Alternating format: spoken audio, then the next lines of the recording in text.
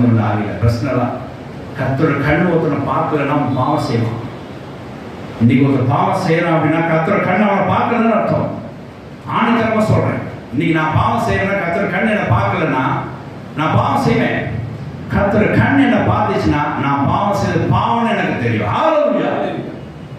ஆதாம் தேவனுடைய பிரசன்னத்துக்கு தேவன் உலாவுற வேலையில வருவார், கர்த்தர் வருவார், தன்னுடைய பாப்பாருங்கிற சிந்தனை இல்லாம சாத்தானுடைய இடகமிட்டமாய் அவன் பாவம் செய்ததை ஒழித்து கொண்டார்கள். இப்ப தேவனோட கண்ணோக்கும் போது அவங்க இல்லை, பாவம் ஒழித்து கொண்டான்.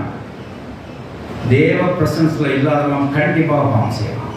நிச்சயமா தேவ பிரசன்ஸ் உள்ளவன் பாவம் என்னன்னு அவனுக்கு உணர்த்தப்படும். ஹல்லேலூயா. மறுபடியும் தேவன் வரவ கேட்ட கேள்வி என்ன தெரியுமா? நான் புசிக்க கூடாது சொன்ன அந்த கனியை புசித்தாயோ என்று தான் கேட்டார். ஆமா, இந்த ஸ்திரீ கொடுத்தா அப்படின்னு நானும் புசித்தேன் அப்படின்னு. அந்த ஸ்திரீக்கு கேட்டா இந்த சர்ப்பை என்னை வஞ்சித்தது என்று சொன்னான். 7 வருஷம் சோத்திரம் உண்டாதாக